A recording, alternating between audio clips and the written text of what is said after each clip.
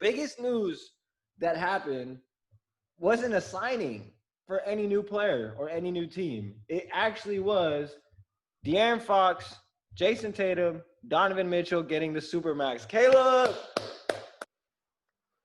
that's our guys. Jason Tatum, De'Aaron Fox. How you feel about that? I am super excited. Actually, the jersey behind me, I didn't take the tags off yet. I wanted to make sure he signed the extension before I took the tags off. Because if he didn't sign it, I was just going to return it. But we don't have to worry about that. Speaking Super of excited. Tags on these. Why do you still have the tags on those? I got them today, and we were in a little bit of rush. So I didn't steal these. Hey, well, even if you did, welcome to 2020, But I think all three players that got the max, I think they all deserve it. I think it's perfectly fine to get them. People are going to argue about Fox, but I'm not so sure that there's that big of a gap between Fox and Mitchell, to be honest with you. There's obviously a better roster in Utah. No offense to your Sacramento Kings, but here we go, the weekly shot. I didn't know. I would argue that that's pretty close in talent. It's just, and people are going to say, Caleb, what the hell are you saying? I mean, what the heck are you saying? And I'm going to be like, well, listen, you don't watch enough Sacramento Kings basketball. And quite frankly, I don't blame you for that, but I think that they're all close. I don't know. I think it's a great deal. I think all three of them well worth it. I don't think you can argue that it was a bad signing. Yeah, I will say congrats to the Kings. They got the 5-year max for De'Aaron. It was $160 million, potentially going up to $197 million based off incentives. So I think if he gets $170 million, he'll get $170 million if he makes the third team, $180 million if he makes the All-NBA second team, and then the $197 full if he makes All-NBA first team. And I saw with Jason Tatum and Donovan Mitchell, they had the same thing in that, but I think they're getting $197 guaranteed. So I don't know if there's a little bit less for De'Aaron. I don't know if the Kings got De'Aaron for a little bit less. But excluding that, the one thing I will say that the Kings got is they got the 5-year fully guaranteed. With Tatum and Mitchell signing a day later, they both asked for player options on their last year, which that's fine. There's probably no reason to read into it too much. I think it's just freedom based off of, hey, the salary cap might boost up. I don't want to be making $30 million. 35 million. I want to make 50, 60 million. And you can't blame them. So I understand why they did that. I'm excited to see what these three teams will do. I did have a question for you, Caleb. Fire. Of these three players, which ones do you see remaining throughout their entire 5-year contract and possibly signing another one? And which ones do you see not even making it to the next contract? I'm gonna say Jason Tatum has the best chance to sign longer. I think him being a Kobe fan helps us low key because I know his mom always talks about his Celtics legacy and how he wants it to be this giant thing, and we hear players say that all the time, right? Last episode I mentioned you can't take what players say with 100% guarantee, but Tatum is such a big Kobe guy. I think it might help us in the end. Now, the guy that I think might not make it. I have to say it. I'm sorry. It's not, it could either be Fox or Mitchell. It could be either one because Mitchell has had he doesn't really necessarily get along greatly with Gobert. I think he and Gobert are mature enough to put it behind him when they're on the court. But like one bad stretch, like 2 years down the road, it could screw a lot up. You know what I mean? Like if you go on like a 15-game stretch where you're losing a lot and you're not getting your normal touches, it could hit the fan, but if I had to put money on it, I'd probably say Fox. It just happens. I'm going to disagree. No, you know what? You're wrong. You're just wrong, Caleb. You want to know why you're wrong? Why?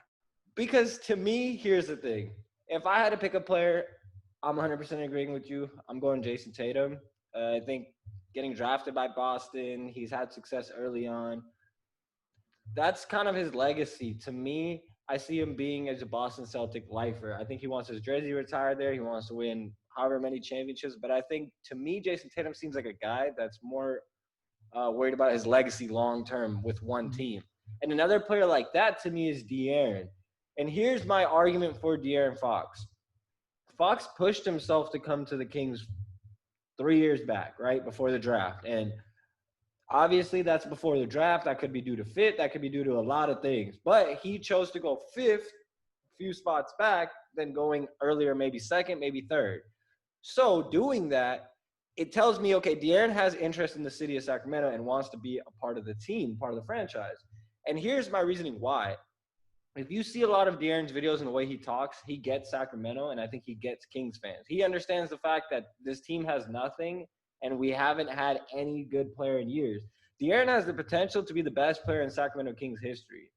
If you know Kings fans, you know one thing. If you're the best player in our franchise, we'll treat you like a god. And two, if you win a championship, good luck. Like at that point, you're getting a statue, you're getting everything. Yes. Do you really think he's better than Brad Miller?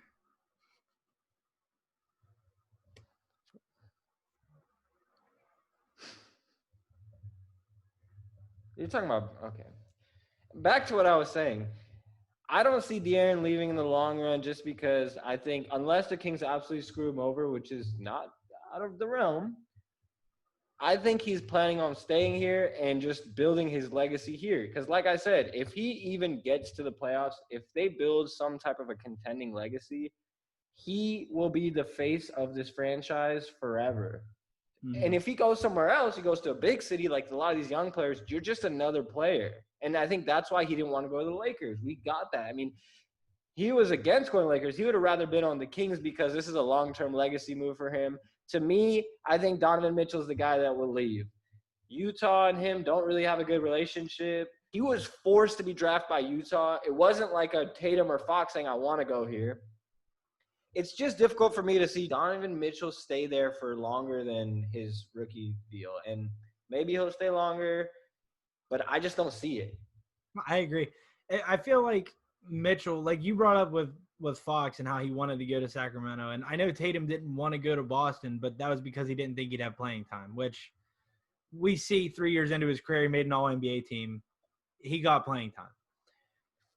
Mitchell, though, it just seems like, I don't know, maybe I don't watch enough Donovan Mitchell interviews, to be honest with you, but I just don't think like I ever hear him really praise Utah without being like, you know what I mean, encouraged to do it, like questions about it and stuff. But I don't know. I could see him leave. I don't know. You're right though. Utah and him, I don't know. I just don't. Why would somebody want to stay in Utah? Here's my thing. Even if he would want to stay in Utah, you know how Donovan Mitchell is. Have you seen his commercials lately? They're very what's the word for it? They're pushing a certain message, right? And he's trying to push a specific message. And in Utah, in a very different area with different political views, it just doesn't match to me, and I don't see them because of his beliefs. They don't agree with his beliefs and like what he's doing, and he wants to speak out. So I just think that's a huge clash. And you got to remember, if that's your fan base, if that's who's ride or die for you, you want that person to like you as a person, not just as a player, you know? And that's a big thing with athletes. I don't know why more small market teams don't sell the players. I'm sure they try to, but like what you said with Fox, like these young players go to these big markets because they think like they'll get all like the glitz and glamour and stuff, but then like their legacy really suffers from it. Like, well, if you think about it, look at these young teams, right? Or these small markets. You have teams like the Hornets. They don't really get anybody, and they don't. To me, it's more about how much do people care basketball. Memphis, they don't have large followings of people that care. Phoenix, and then the East Coast is a whole different story. You got a ton of teams that are non-playoff teams. They don't care. I've been to Washington Wizards games when they're in the playoffs, and it was ridiculously cheap. Nobody was at the games. Like, it just depends on going to a city that really, really likes basketball. And for us, Boston, Sacramento, they love basketball. Utah loves basketball, but Utah loves basketball. They don't love the player, and I think that's where it gets messed up. And we'll see in the long run. I don't know who, if any of the three will even make it through their next contract, but I'm hoping it's at least Fox and Tatum. Forget Donovan Mitchell. For sure.